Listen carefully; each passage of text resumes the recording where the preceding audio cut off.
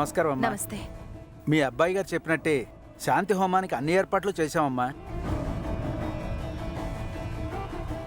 రండమ్మా. ఉమ్.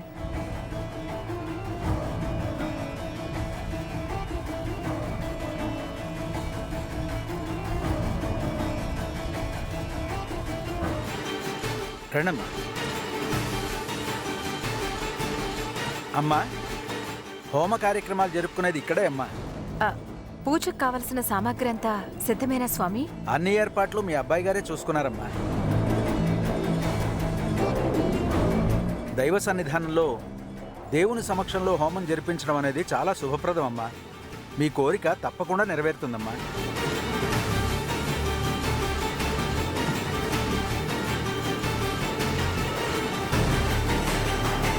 ఆ, ముహూర్తానికి ఇంకా టైం ఉందా పంతులు గారు? ఈరోజు మహాశివరాత్రి పర్వదినం కాబట్టి ముహూర్తాలతో పనిలేదమ్మా. ఈ రోజంతా మంచిదే. మీ పెద్ద అబ్బాయి గారు కోడలు రాగానే హోమ కార్యక్రమం మొదలు పెట్టచ్చమ్మా. ఈలోగా మీరు వెళ్ళి దైవ దర్శనం చేసుకుని రండమ్మా. అలాగే రాసింధు. అనయ్య రా. సింధు నువ్వు పద, నేను ఏర్పాట్లు చూసి వస్తాను. అలాగే.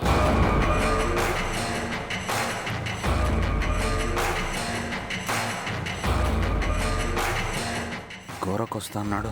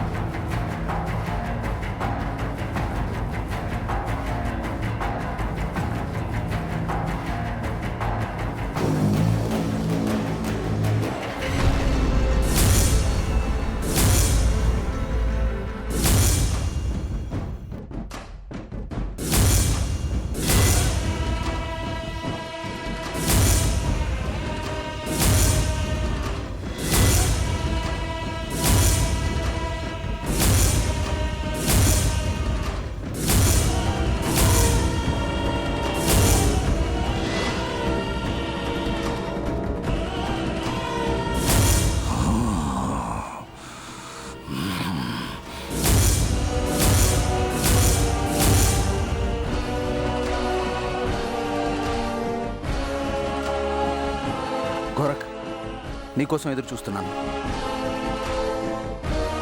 పూజారులు హోమం గుళ్ళో ఏర్పాటు చేశారు. లోపలకు ప్రవేశించడం కుదరదని చెప్పాను కదా.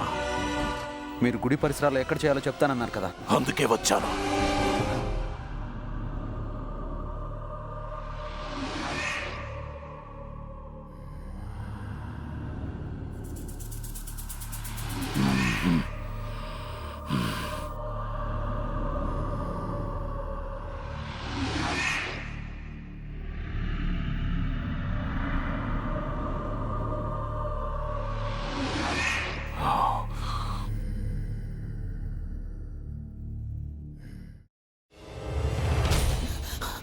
నువ్వు ఇంకేమన్నా చెప్పాలా?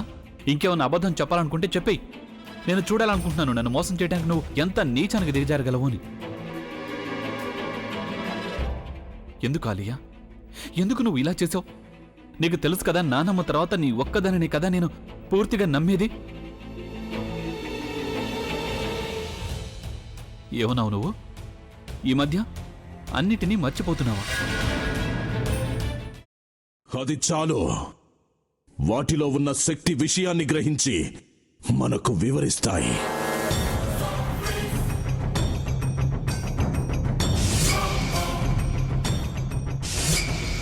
ఎవరు ఆ దండ విప్పొద్దు, గది తలుపులు తెరవద్దు.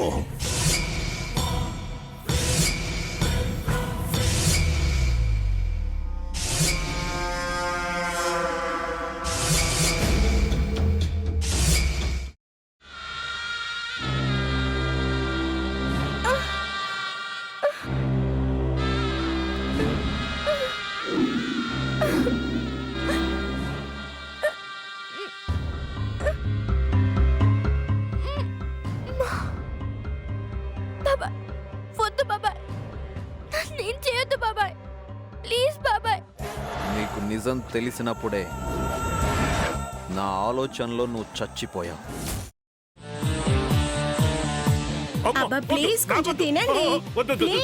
భీమారావు గారు, మీరా?